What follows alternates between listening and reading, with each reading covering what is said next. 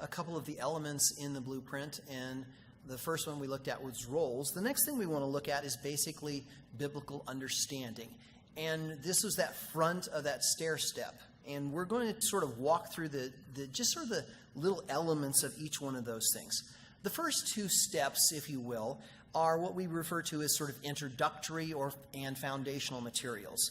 And introductory things you could consider them like fundamentals of the faith or some basic introduction for people. Things that maybe, I don't want to use it this way in a negative sense, but things that you would want to teach the kids in Vacation Bible School or VBS or other kinds of things like that, that they are able to learn basic things about Old and New Testament, books of the Bible, other kinds of attributes of God, just an introduction, so people have a comfort and a familiarity. Those types of classes, sometimes you might call them newcomers classes or membership classes or whatever realm that you work in. Then foundational classes, something that builds upon that. And the books of the Bible, more in-depth studies in other areas, those types of foundational things. And these are things that we would expect people to understand. And again, they're tailored for different people that you're working with, where you are, what culture, the kind of folks that you have. Now, after that, though, this is where we're really starting to develop the leaders or the teachers. And we move to what we would refer to as the intermediate Bible and theology. And these include various book studies, various theologic topics, systematic theologies, Old New Testament surveys, those type of classes. And I'm going to give you, there's some examples later on in this about sort of what our particular church is doing.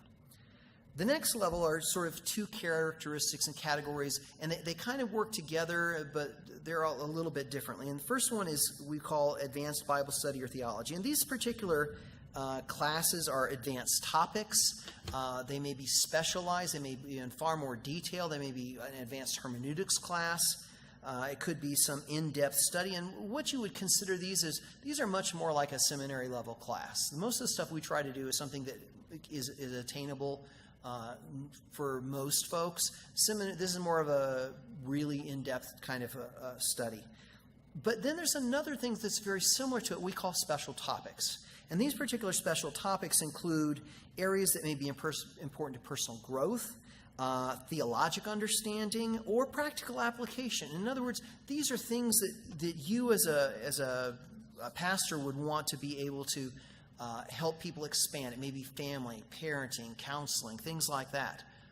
Then the final piece, and this is really where you're really getting into the folks that want to be leaders or pastors or missionaries or something like that, is what we refer to as applied theology or ministry. And these cover both practical aspects of ministry, of shepherding, or being involved with the congregation in general. So things that you say, well, I've been at a church my whole life, I know about that. Well, you may know about it, but there may be some, if you will, tricks of the trade that we can teach you, that we can help you understand how to be more effective, to understand stuff.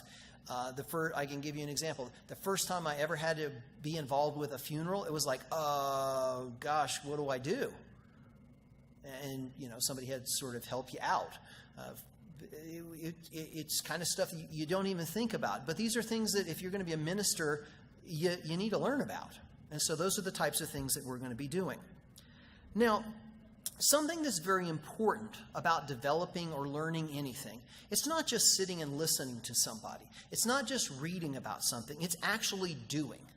And therefore, environments are so critical to the development of leaders and teachers. I've got a list here that basically explains a sampling of what those can be, to where you can either learn or develop. And they range everywhere from one-on-one, just sitting down and talking with somebody, or sharing something, or you gave somebody an assignment and they have to learn or share it with you. Small groups that there may be in a facilitative role, a classroom where you may be a presenter or a teacher, or you may be sitting in the class learning.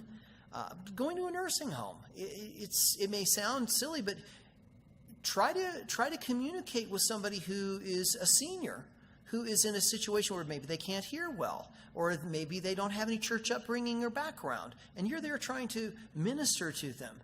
That venue, just that environment is a challenge. Prisons.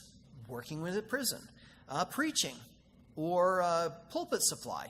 You can learn all about preaching. You can learn about how to put a sermon together. You can learn about how studying it. You can learn about all the exposition. You can put the homiletics in. But until you do it, it's not easy.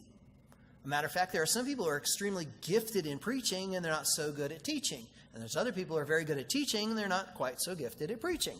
And so you have to have the environment to be able to develop those skills, hone them, and learn them. So as fundamental as that sounds, we actually have found that that's probably one of the hardest things. How do I give a guy who wants to be a preacher the opportunity to preach? You going to turn your pulpit over for 6 months? Let him learn? Probably not. So you've got to find a venue that's going to let them develop those kinds of skills.